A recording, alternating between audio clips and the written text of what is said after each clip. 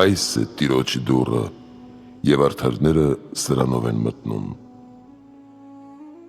Պետք է գիտենալ, որ դուռն առաջինը նշանակում է մուտք, և ապա ըստ կարգի տաճարի շինություն։ Բազմաթիվ եղանակներով է դուռ կոչվում։ Նախ դուռն արդարությունն է, որով մտնում ենք Տիրոջ և դատավորի մոտ, իսկ արդարությունը հոգու մասերի հավասարությունն է, քանզի հոգին եռամասնյա է, բան, ցասում և ցանկություն, և արդարությունը բանին պահում է խոհեմության մեջ, ցասմանը արիության և ցանկությանը ողջախոհության։ Դարձյալ արդարությունը հատուցումն է ըստ արժանվույն, ինչպես ասում է առաքյալը, որին մաքս, որին պատիվ և այլն։ Եվ այս արդարությանը, որ մեզանից բարձր է, հնազանդվում ենք, և փոքրերին խնամում ենք, իսկ հավասարներին սիրում ենք ինչպես մեր անձը, ըստ այնմ, պիտի սիրես քո ընկերոջը, ինչպես քո անձը, և այսպիսի արդարությամբ մտնում ենք Աստուծո մոտ։ Երկրորդ դուռը մկրտությունն է, եկեղեցու խորհուրդը, և ապա դրոշմն ու պատարագը, ապաշխարությունը, օծումը, կարգը և ապա պսակը։ Առանց մկրտության ոչ դրոշմվում է, ոչ պսակվում և ոչ կարգ ստանում, քանզի նախ ծնվում ենք և գալիս դեպի լույսը և ապա որևէ այլ գործ կատարում։ Նույնպես նախ ծնվում ենք հոգով և գալիս դեպի աստվածգիտության լույսը և ապա արդարացած մտնում Աստուծո մոտ։ Ուրեմն հիրավի մկրտությունն է Տիրոջ դուռը, և արդարները սրանով են մտնում։ Երրորդ Տիրոջ դուռն է քահանայության կարգն ու աստիճանը, որով բարձրանում ենք Աստուծո մոտ։ Առաջին աստիճանն է դռնապանությունը, և մյուսներն ըստ կարգի՝ ընթերցողը, երդամնեցուցիչը, ջահավարն ու դպիրը, սարգսավագը, քահանան, եպիսկոպոսը և կաթողիկոսը։ Եվ այսպես, ըստ կարգի, շնորհի օծումն Աստծուց իջնում է կաթողիկոսի վրա, նրանից եպիսկոպոսի, քահանայի և մյուսների վրա, ինչպես յուղ, որ իջնում է հայրապետի գլխին, և քահանայի մորուքին, և դեպի զգեստի քղանցքները, որոնք աշխարհականներն են։ Այս մասին է ասում. Տիրոջ դուռն է, և արժանացած արդարներն են մտնում սրանով։ Չորրորդ դուռը բարեպաշտ հավատն է, քանզի նախ հավատն է, որով հավատում ենք Աստծուն, և ապա հույսը, որով ակնկալում ենք նրա ողորմությունը, և ապա կատարյալ սերը, որով միավորվում ենք նրա հետ, ինչպես ասում է առաքյալը։ Այս երեքն են, և սրանցից մեծը սերն է։ Քանզի հավատն այս ներկա կյանքում է, և հույսը մահվանից հետո է, իսկ հարությունից հետո անխափան սերն է, քանզի հույսն ու հավատը խափանվում են այնտեղ, ուր դեմ հանդիման տեսությունն է։ Եվ սրանցով մարդ դառնում է բարեպաշտ և կատարյալ քրիստոնյա, ինչպես ասում է առաքյալը։ Քրիստոս Հիսուսով ոչ թլպատությունն է մի բան, ոչ անթլպատությունը, այլ հավատը սիրով ներգործված։ Քանզի հավատը մուտքն է, իսկ սերը վախճանը, և հավատքն առանց գործերի մեռած է, ինչպես մարմինն առանց հոգու, և սուտանուն քրիստոնյա է, երբ հավատ ունի, բայց գործեր ոչ, քանզի հավատով ճանաչում ենք Աստծուն և սիրով միավորվում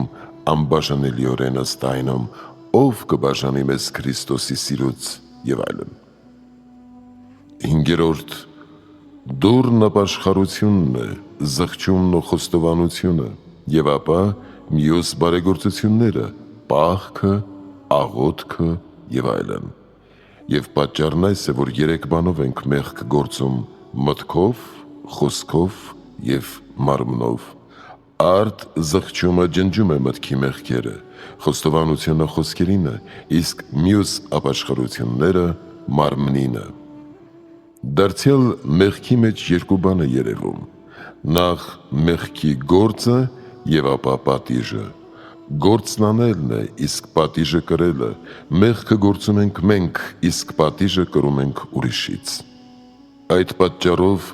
նախ խոստովանությունը վերցնում է մեղքը և ապա այլ գործերը վերցնում են մեղքի պատիժը։ Ուստի երբ այստեղ կրում ենք ապաշխարության պատիժը, ազատվում դատաստանի պատժից։ Երևի ապաշխարությունը մի դուռ է, որով արդարացած մտնում ենք Աստծո մոտ։ 6. Դուռը պատվիրանների պահպանությունն է Աստծո երկյուղով, ըստ այնմ երանելի է այն մարդը, որ երկնչում է Տիրոջից, նա հույժ ցանկանում է նրա պատվիրանները, քանզի Տիրոջ երկյուղով է ամեն ոք խորշում չարից։ Այսքան բարի է Աստծո երկյուղը, այդ պատճառով մարգարեն թախանձելով խնդրում է. Իմ մարմինը բևեռիր քո երկյուղին, քանզի հույժ վախենում եմ քո դատաստաններից, որովհետև նա, ով ունի Աստծո երկյուղը, տասնաբանյան օրենքը նա է կատարում։ Աստծուն սիրելը և ընկերոջը սիրելը, մի շնացիրը, մի գողացիրը և այլն, իսկ ով երկնչում է Աստծո դատաստանից, սքանչանում է և չարը չի գործում, և եթե գործել է զղջում է, ուրեմն հիրավի նա, ով ունի Աստծո երկյուղի դուռը, արդարանում է մեղքերից։ 7. Տիրոջ դուռը հեզությունն ու խոնարհությունն է, ըստ այնմ, ում մեջ պիտի բնակվեմ ես, եթե ոչ հեզերի և խոնարհների, և ովքեր դողում են իմ խոսքերից։ Քանզի երբ խոնարհվում և հնազանդվում ենք Աստծո պատվիրանների խոսքերին, Աստված բնակվում է մեր մեջ և դառնում ենք նրա տունն ու օթևանը, ըստ այնմ, ով պահում է իմ պատվիրանները, ես և Հայրը նրա մոտ կգանք և կօթևանենք նրա մոտ։ Իսկ երբ Աստված բնակվում է մարդու մեջ, բոլոր բարիքների լիություն է, բոլոր շնորհների առատություն, պարգևների բաշխում է, կատարյալ երանություն և անճար խնդություն։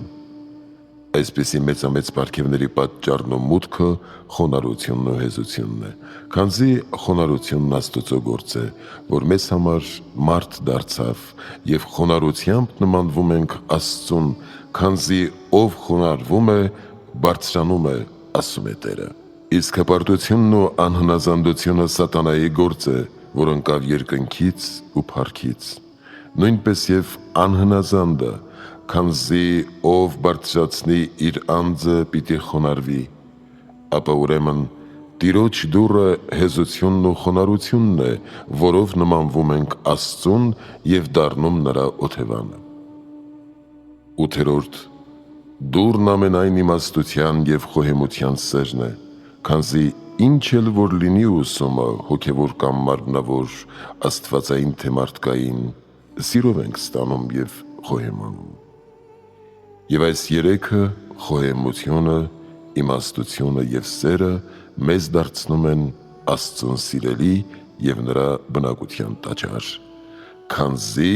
Աստված սեր է, և ով սիրո մեջ է, բնակվում է Աստծո մեջ, և Աստված բնակվում է նրա մեջ, և սերն է բոլոր պատվիրանների գլուխը։ Նույնպես և խոհեմությունը աղի պես համեմիջ է բոլոր գործերին և խոսքերին ըստ առաքելի։ Թող ձեր բոլոր խոսքերը համեմված լինեն ինչպես աղով, որպեսզի շնորհ տա լսողներին։ Նույնպես և վարքի մեջ խոհեմությունն է ուղղիչ և կարգավորող, իսկ իմաստությունն այն է, որով ճանաչում ենք Աստծուն, նաև հոգևոր կյանքը, նաև դատաստանն ու գործերի հատուցումը, նաև մահն ու ելքն այս աշխարհից, քանզի իմաստությունը գովվում է ճանապարհի ելքերին։ Ճանապարհը այս կյանքն է, իսկ ելքը մահը։ Իսկ ճանապարհները երկուսն են, մեկը բարի, մյուսը չար։ Բարի է նեղն ու անձուկը, որ տանում է դեպի կյանք, իսկ չար է լայնն ու ընդարձակը, որ տանում է դեպի կորուստ։ Իմաստությամբ խոտորվում ենք չարից և ընթանում բարի ճանապարհով, որ տանում է Աստծո մոտ։ Ուրեմն հիրավի սրանք են Տիրոջ դուռը, և իմաստուններն են մտնում նրա մոտ։ 9. Դուռ է կոչվում մեր Տեր Հիսուս Քրիստոս մտնելու հոր մոտ, ինչպես կոչվում է ճանապարհ, քանզի նրանով ենք գնում հոր մոտ, նույնպես եւ դուռ, քանզի նրանով ենք մտնում հոր եւ հոգու մոտ։ Նաև կոչվում է արքայության դուռ, քանզի ինքն է արքայությունը եւ ինքն է դուռը, որովհետև ինչպես դուռը ոմանց բացվում է եւ ոմանց փակվում, նույնպես եւ մեր Տերը ոմանց որոնց կամենում է հրավիրում է, իսկ ոմանց արգելում է ըստ արժանվույն։ Ոմանց բացում է ինչպես իմաստուն կույսերին, իսկ ոմանց փակում է ինչպես հիմարներին, որոնք կանգնել են դրսում եւ բախում են. Տեր, Տեր, բաց մեզ, եւ պատասխանում է. ձեզ չեմ ճանաչում, դուք որ անօրենություն էիք գործում, չի տալիս խնդրվածը, քանզի ուշ է, որովհետև այժմ պետք է խնդրել, երբ բաց է ողորմության դուռը եւ նստած է շնորհի աթոռին, իսկ այնտեղ ողորմության դուռը փակ է բազմաթիվ խնդրողների դեմ, ինչպես ասում է. դռները փակ են եւ մանուկներն ինձ հետ անկողնի մեջ են, չեմ կարող վեր կենալ։ 10. Տիրոջ դուռ են կոչվում Սուրբ եկեղեցու դռները, քանզի նախ մտնում ենք դռնով եւ ապա տաճար եւ ապա բեմ։ Դուռը նշանակում է այս կյանքը, ուր նախ մտնում ենք, իսկ տաճարը հանդերձյալը, ուր հետո ենք գնում։ Դարձյալ դուռը սրբության բնական օրենքը, տաճարը գրավոր օրենքը, իսկ բեմը կատարյալների ավետարանը։ Դարձյալ դուռը հին օրենքը, տաճարը նոր օրենքը, իսկ բեմը վերին Երուսաղեմը։ Դարձյալ դուռը Սուրբ եկեղեցին, հավատացյալ ժողովուրդը, տաճար կատարյալ անդրանիկների հոգիները, ուր հոգիների կայաններն են երկնքում, իսկ բեմը երկնքի արքայությունը, հոգով եւ մարմնով կատարյալները։ Դարձյալ 5. Տիրոջ դուռ են կոչվում մեր մարմնի զգայարանները, երբ պահում ենք սրբությամբ, տաճար հոգու զորությունները, ինչպես ասվեց, իսկ բեմը մտքի իմացումն ու Աստծո խոկումը, որի մասին ասում է. այս է Տիրոջ դուռը եւ արդարները սրանով են մտնում։ Զգայարանները դուռ են, քանզի դռան հատկություն ունեն 6 պատճառներով։ Նախ, քանի որ դուռը երկփեղկ է կամ միափեղկ, նույնպես եւ մեր զգայարանները երկու են, երկու աչք, երկու ականջ, լեզու, բերան եւ այլն։ Իսկ երկուսը միևնույն գործն ունեն՝ տեսնել, լսել, գործել, գնալ եւ այլն։ 2. Դուռը երբեմն փակվում է, երբեմն բացվում։ Նույնպես եւ զգայարանները գիշերը փակվում են, ցերեկը բացվում, բաց են կենդանության օրոք եւ փակվում են մահվամբ։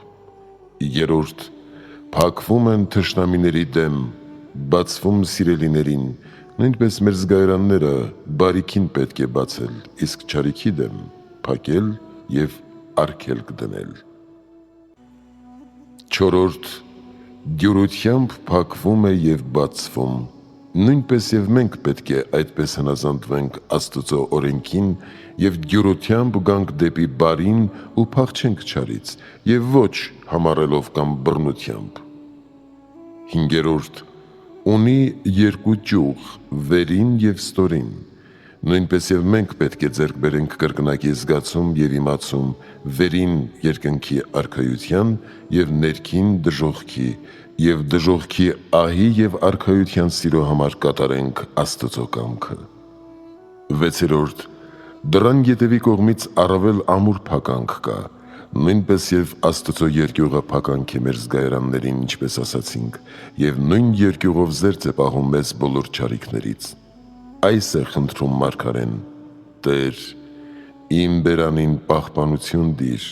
եւ իմ շուրթերին ամուր դուռ, որպեսզի իմ սիրտը չխոտորվի չար խոսքով։ Այսինքն, մեր զգայարանները դուռ են եւ սրբության մուտք Տիրոջ արժանավորների համար։ Իսկ ինչ խորհուրդ ունեն օշնությունն ու օծումը, քանզի Աստծո բոլոր արարածները հույժ բարի են, ասում է մարգարեն։ Ասում ենք նախ, որ դուրն այն պատճառով է օժտվում, որ թեև Աստծո արարածները բարի են,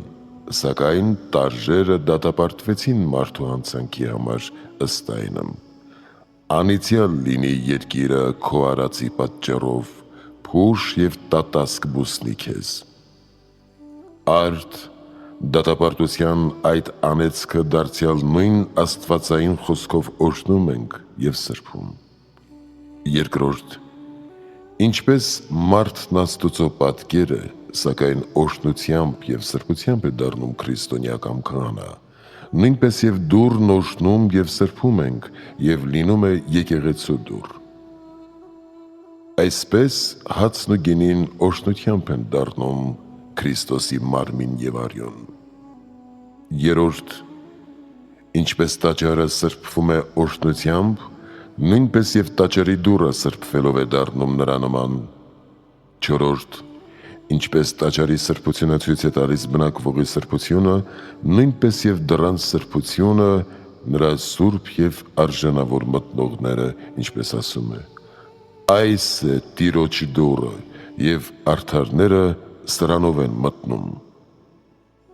Հինգերորդ, ինչպես տաճարն է օժտությամբ սրբվում, որպեսզի զատվի սովորական տներից, նույնպես և դուռն է սրբվում, որպեսզի զատվի սովորական դռներից։ Վեցերորդ, նշանակում է մեր զգայարանների սրբությունն ու օծումը, քանզի օծվում է 5 տեղից՝ դուռը, 2 վերնասեմերը և 2 սեմերը, որոնք մեր մեջ մարմնի 5 զգայություններն են, ինչպես օրինակ դարձավ ազատության Եգիպտոսից ելքի ժամանակ, գարան արյամբ օծելով նրանց դռների վերնասեմերն ու սեմերը, աներկյուղ մնալու Անդրանիկասպան կոտորածից։ Գարան արյունը մեզ համար նշանակում է կենդանարար Սուրբ Հոգին, որ անարատ գառան զենմամբ պարգևվեց մեզ, և նրանով ենք դրոշմում մեր զգայարանները, որով ազատվում ենք Աստծո բարկությունից։ Իսկ լվանում ենք նախ ջրով և ապա գինով, քանզի նախ մկրտվում ենք ավազանի սրբության ջրով և ապա հաղորդվում ենք կենարարի փրկարար արյանը։ Եվ այնուհետև դրոշմվելով օծվում ենք Սուրբ Միրոնով, որն անբաժանելի կնիք է հոգու մեջ բնավորված։ Դարձյալ ջուրը զովացնում է մեղքի տապից, գինին ուրախացնում է հոգևոր տրտմությունից, իսկ Սուրբ Յուղը հոգու զվարթություն է և հավիտենական կյանքի լույս։ Իսկ որ մեր զգայարանները դռներ են և արթուն միտքը դռնապան, Ավետարանն ասում է. «Մի մարդ գնաց օտարաշխար և դռնապանին պատվեր տվեց, որ արթուն լինի»։ Ազնվական մարդը մեր Տեր Հիսուս Քրիստոսն է, իսկ օտար աշխարհը երկնային դուռը երկրավորներիցս հեռավոր, որ զանազան շնորհներ բաժանեց։ Ոմանց 5 ըստ 5 զգայությունների, ոմանց 2 ըստ հոգու և մարմնի, մյուսին 1 ըստ մեկ անձնավորության և կամ մեկ հավատի կամ մկրտության, և պատվեր տվեց արթուն լինել ոչ միայն մարմնական քնից, այլև մեղքերի քնից, որ հոգու թմրություն է և մահվան ննջում, ըստ այնմ. «Տեր, լույս տուր իմ աչքերին, որպեսզի երբեք մահվամբ չննջեմ»։ Ննջումը նաև անհոգություն է, եթե անհոգ լինի աստիճանավորն իր գործում,